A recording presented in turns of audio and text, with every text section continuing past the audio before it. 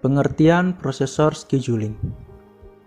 Penjadwalan proses atau prosesor scheduling merupakan kumpulan kebijaksanaan dan mekanisme di sistem operasi yang berkaitan dengan urutan kerja yang dilakukan sistem komputer. Penjadwalan dilakukan untuk melakukan proses yang harus berjalan, kapan dan selama berapa lama proses itu berjalan.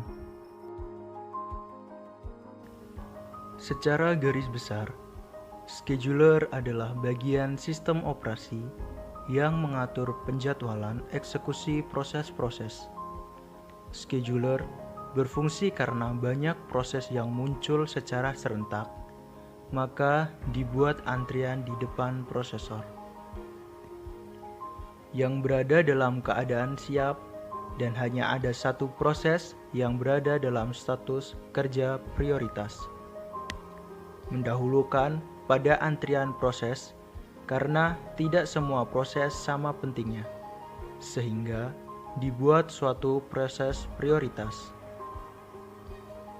Dalam prioritas, pekerjaan pada prosesor diselesaikan dahulu, baru proses berprioritas akan diproses preemsi.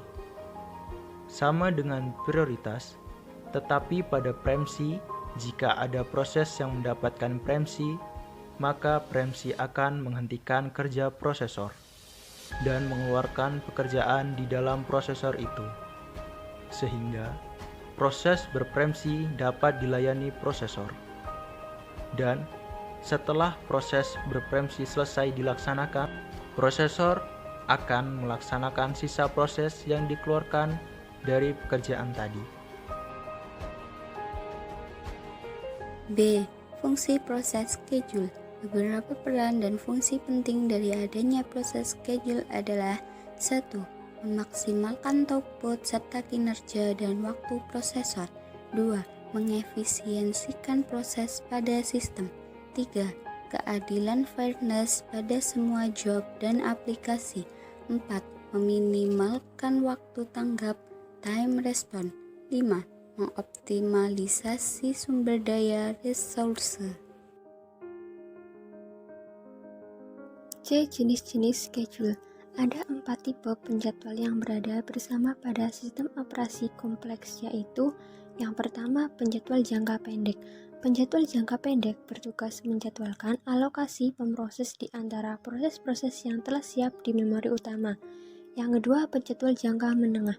Penjadwal jangka menengah akan menangani serta mengendalikan transisi dari suspended to ready dari proses-proses swapping. Yang ketiga, penjadwal jangka panjang. Penjadwal jangka panjang bekerja terhadap antrian batch dan memilih batch berikutnya yang harus dieksekusi. Yang keempat, penjadwal I/O. Penjadwal I/O memilih proses di mana yang tertunda yang dapat dilanjutkan kembali berdasarkan ketersediaan perangkat I/O. Yang D yaitu kriteria dalam scheduling, kriteria penjadwalan. Algoritma penjadwalan CPU yang berbeda akan memiliki perbedaan properti. Untuk memilih algoritma ini harus dipertimbangkan dahulu properti-properti algoritma tersebut. Ada beberapa kriteria yang digunakan untuk melakukan perbandingan algoritma penjadwalan CPU, antara lain, yang pertama yaitu CPU utilization. Diharapkan agar CPU selalu dalam keadaan sibuk. Utilitas CPU dinyatakan dalam bentuk persen, yaitu 0-100%. Namun, dalam kenyataan hanya berkisar antara 40-90%. Yang kedua yaitu throughput.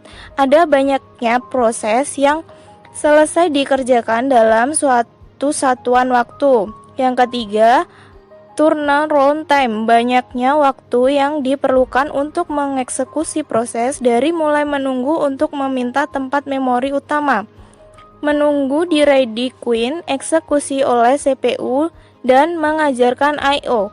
Yang keempat yaitu waiting time. Waktu yang diperlukan oleh suatu proses untuk menunggu ready queue. Waiting time ini tidak mempengaruhi eksekusi proses dan penggunaan I/O. Yang kelima yaitu response time.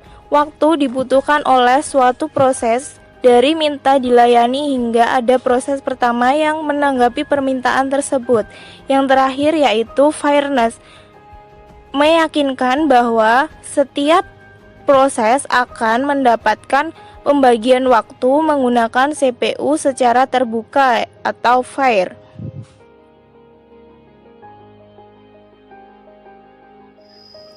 Prioritas scheduling. 1. CPU mengeksekusi terlebih dahulu proses dengan prioritas tertinggi. 2. Sebuah prioritas diberikan ke setiap proses. 3. CJF, Shortest Job First, adalah bentuk prioritas scheduling, di mana prioritasnya adalah inverse dari estimasi nilai burst berikutnya. 4. Problem. Proses dengan prioritas rendah bisa jadi tidak pernah dieksekusi. 5. Solution. Seiring berjalannya waktu, tingkatan prioritas dari sebuah proses.